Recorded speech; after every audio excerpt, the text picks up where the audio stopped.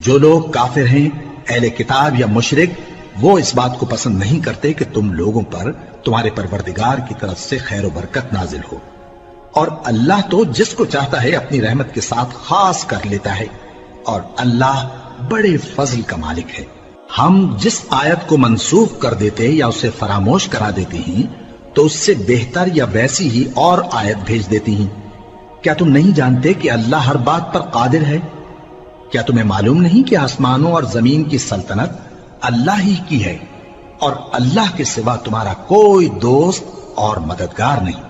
مسلمانوں، کیا تم یہ چاہتے ہو کہ اپنے پیغمبر صلی اللہ علیہ وآلہ وسلم سے اسی طرح کے سوال کرو جس طرح کے سوال پہلے موسیٰ سے کیے گئے تھے؟ اور جس شخص نے ایمان چھوڑ کر اس کے بدلے کفر لیا تو یقیناً وہ سیدھے رستے سے بھٹک گیا۔ بہت سے اہل کتاب اپنے دل کی جلن سے یہ چاہتے ہیں کہ ایمان لا چکنے کے بعد تم کو پھر کافر بنا دیں، حالانکہ ان پر حق ظاہر ہو چکا ہے۔ تو تم معاف کر دو اور درگزر کرو یہاں تک کہ اللہ اپنا دوسرا حکم بھیجے۔ بے شک اللہ ہر بات پر قادر ہے۔ اور نماز ادا کرتے رہو اور زکوٰۃ دیتے رہو، اور جو بھلائی اپنے لیے آگے بھیج رکھو گے اس کو اللہ کے ہاں پالو گے۔ کچھ شک نہیں کہ اللہ تمہارے سب کاموں کو دیکھ رہا ہے۔ اور یہودی اور عیسائی کہتے ہیں کہ یہودیوں اور عیسائیوں کے سوا کوئی بہشت میں نہیں جانے کا۔ یہ ان لوگوں کے خیالات باطل ہیں۔ اے پیغمبر، ان سے کہہ دو کہ اگر سچے ہو تو دلیل پیش کرو۔ ہاں، کیوں نہیں؟ جو شخص اللہ کے آگے گردن جھکا دے یعنی ایمان لے آئے اور وہ نیکوکار بھی ہو تو اس کا صلہ اس کے پروردگار کے پاس ہے، اور ایسے لوگوں کو قیامت کے دن نہ کسی طرح کا خوف ہوگا اور نہ وہ غمناک ہوں گے۔ اور یہودی کہتے ہیں کہ عیسائی رستے پر نہیں، اور عیسائی کہتے ہیں کہ یہودی رستے پر نہیں، حالانکہ وہ کتاب الہی پڑھتے ہیں۔ اسی طرح بالکل انہی کسی بات وہ لوگ کہتے ہیں جو کچھ نہیں جانتے یعنی مشرک۔ تو جس بات میں یہ لوگ اختلاف کر رہے ہیں اللہ قیامت کے دن اس کا ان میں فیصلہ کر دے گا۔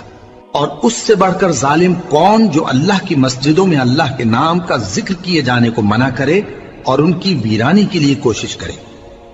ان لوگوں کو کچھ حق نہیں کہ ان مسجدوں میں داخل ہوں مگر ڈرتے ہوئے۔ ان کے لیے دنیا میں رسوائی ہے اور آخرت میں بڑا عذاب۔ اور مشرق اور مغرب سب اللہ ہی کا ہے، تو جدھر بھی تم رخ کرو ادھر ہی اللہ کی ذات ہے۔ بے شک اللہ صاحب وسعت ہے، باخبر ہے۔ اور یہ لوگ اس بات کے قائل ہیں کہ اللہ اولاد رکھتا ہے۔ نہیں، وہ پاک ہے، بلکہ جو کچھ آسمانوں اور زمین میں ہے سب اسی کا ہے اور سب اس کے فرما بردار ہیں۔ وہی آسمانوں اور زمین کا پیدا کرنے والا ہے، اور جب کوئی کام کرنا چاہتا ہے تو اس کو ارشاد فرما دیتا ہے کہ ہو جاؤ، تو وہ ہو جاتا ہے۔ اور جو لوگ کچھ نہیں جانتے یعنی مشرک، وہ کہتے ہیں کہ اللہ ہم سے کلام کیوں نہیں کرتا، یا ہمارے پاس کوئی نشانی کیوں نہیں آتی۔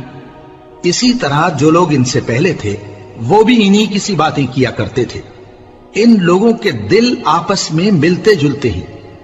جو لوگ صاحب یقین ہیں ان کے سمجھانے کے لیے ہم نے نشانیاں بیان کر دی ہیں۔ اے پیغمبر، ہم نے تم کو سچائی کے ساتھ خوشخبری سنانے والا اور ڈرانے والا بنا کر بھیجا ہے۔